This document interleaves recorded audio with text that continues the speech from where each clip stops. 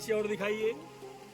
इसी स्थान और इसी झरने में बैठ करके माता ने स्नान किया था।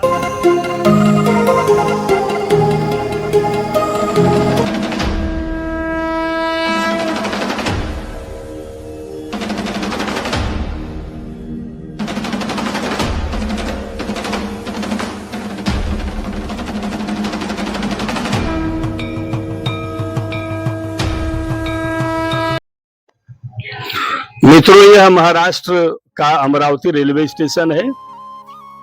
अमरावती आने के लिए ट्रेन और बस से आप बखूबी यात्रा कर सकते हैं, लेकिन एक रास्ता फ्लाइट से भी आता है। इसके लिए आपको नागपुर उतर करके फिर अमरावती आना पड़ेगा और अमरावती के बाद हम पहुंचे हैं मोर्शी तहसील में और वहां से 10 किलोमीटर दूर ये मारुति महाराज का सेवाश्रम है, जहां पर हमने बीती हुई रात बिताई थी।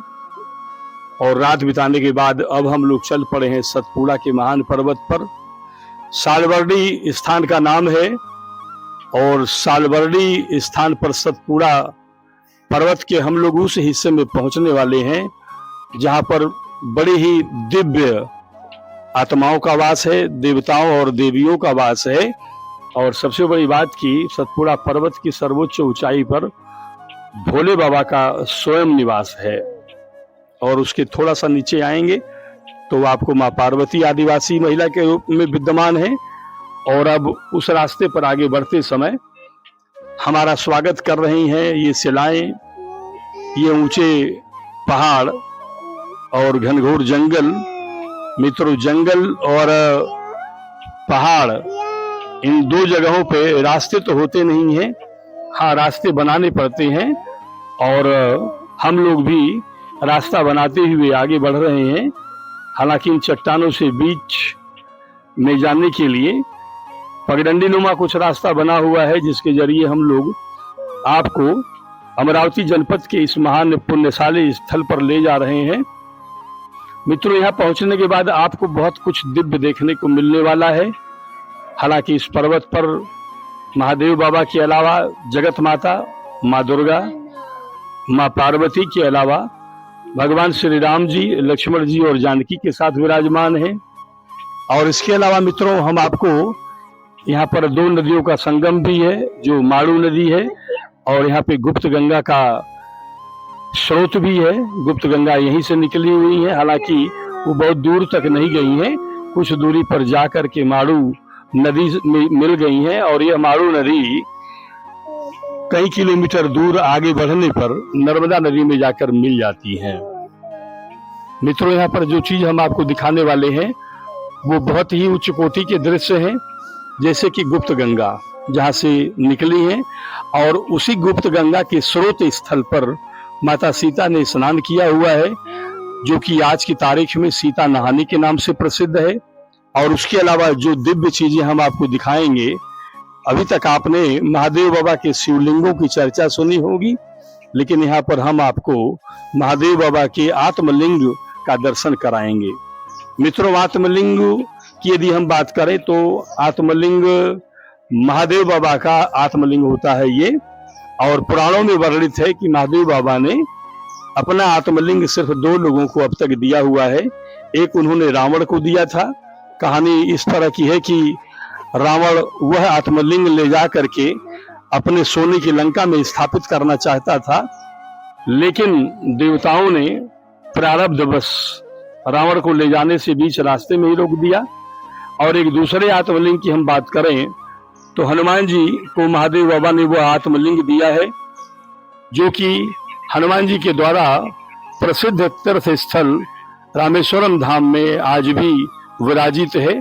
जब भी हम रामेश्वरम जाते हैं तो वहाँ पर दो शिवलिंगों के दर्शन होते हैं, जिसमें एक तो शिवलिंग है जो भगवान श्री राम ने पार्थिव शिवलिंग के रूप में विराजमान किया है, और दूसरा जो आत्मलिंग है वो हनुमान जी के द्वारा स्थापित किया गया है, और वह आत्मलिंग महादेव बाबा ने ही हनुमान जी को दिया था। यहाँ पर 2 आत्मलिंग हैं जो गुप्त गंगा की तलहटी में से होकर निकले हैं। हम बहुत शीघ्र वहां पर पहुंचने वाले हैं और महादेव बाबा के 2 महान आत्मलिंगों का दर्शन आप भली भांति कर सकते हैं। तो बोलिए हर हर महादेव और रास्ता आप देख रहे हैं, बहुत सकरा रास्ता है, पहाड़ियों के बीच में बहुत ही कम चौड़ाई वाला रास्ता है। गिरने का डर है, लेकिन महादेव बाबा की कृपा है, इसलिए हम लोग बहुत जल्द उस स्थान पर पहुंचकर आपको महादेव बाबा के आत्मलिंग का दर्शन कराएंगे। हर हर हर महादेव, हर हर हर महादेव, हर हर हर महादेव, हर हर महादेव, हर हर महादेव, हर हर महादेव, हर महादेव, हर हर महादेव, हर हर महादेव, हर हर महादेव। मित्रों, हम इस समय सतपुड़ा पहाड़ के ऊपर चट्टानों और झरनों के बीच से बह रही ये छोटी गंगा नदी के पास हैं। इनको गुप्त गंगा भी कहते हैं। इन्हीं गुप्त गंगा ने रास्ता बना करके महादेव के शिवलिंग पर एक एक बूंद जल से उनका जलाभिषेक कराने का काम किया है। और ये देखिए छोटी गंगा सामने है, और इन्हीं गंगा के किनारे पर ये जो सामने आप देख रहे हैं ये आत्मलिंग है। ये आत्मलिंग है।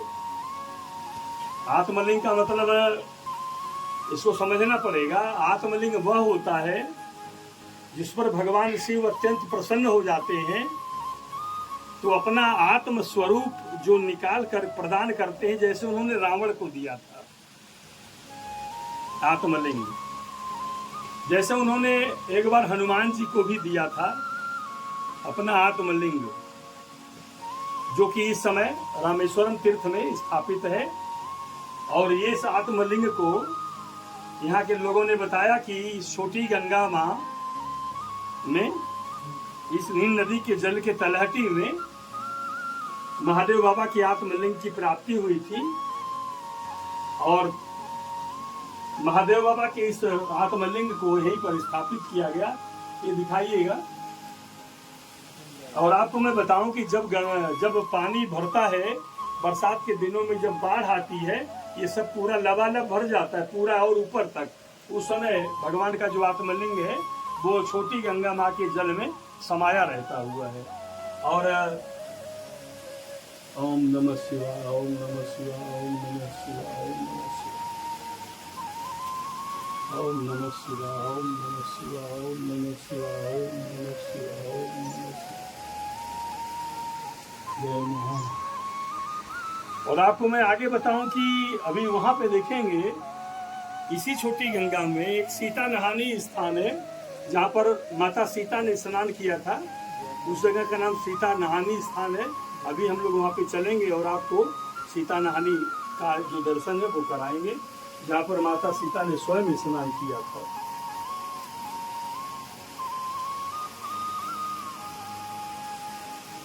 वाह। और ये है मित्रों महादेव बाबा का छोटा आत्मलिंग। मित्रों, यह प्रकृति प्रदत्त है। यहाँ पर कोई मनुष्य नहीं आ सकता इतना सुंदर निर्माण करने के लिए। हम लोग इतने दुर्गम स्थान पर हैं,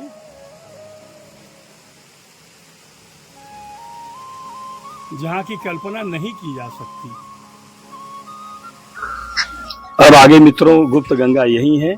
इनको छोटी गंगा भी कहा जाता है। हमारा सौभाग्य है कि हम आपको गुप्त गंगा या छोटी गंगा के उस महान दृश्य को दिखा रहे हैं। चूँकि स्रोत स्थल यहाँ पर है, इसलिए आप बड़े आराम से देख सकते हैं कि झरनों के रूप में गुप्त गंगा का बहता हुआ पवित्र जल है।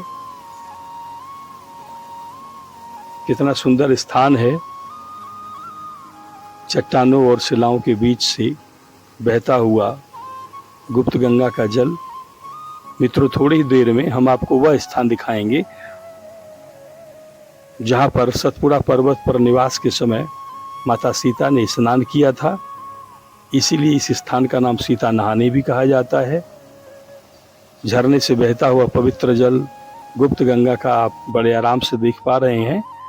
और जहाँ पर पानी थोड़ा सा हल्का है उस स्थान को पार करके अब हम लोग बहुत जल्द सीता नहाने वाले स्थान पर पहुँचने वाले हैं। तो बोलिए सीता मैया की जय। मित्रों, हम आपको एक ऐसे दिव्य स्थान पर ले आए हैं जहाँ पर आकर के मैं खुद भी रोमांचित हो रहा हूँ और यह दृश्य देखने के बाद आप भी रोमांचित होंगे। यह गुप्त गंगा जो मैंने आपको दिखाया, कुछ ही दूरी पर सतपुड़ा के पहाड़ियों में उनका माड़ू नदी है, कौन नदी है दूसरी है, माड़ू नदी से उनका संगम होता है। वो गुप्त गंगा जैसे किसी न किसी नदी का कहीं न कहीं से स्रोत होता है कि वो कहाँ से निकली है। तो मैं आपको बता देता हूँ कि सतपुड़ा की पहाड़ियों से गुप्त गंगा का स्रोत फूटा है। और वह स्रोत कहाँ से फूटा है?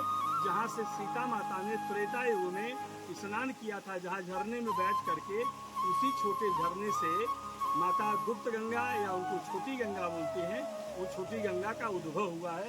ये देखिए, हम लोग ठीक उसी स्थान पर आए हैं। ये सामने दिखाइए,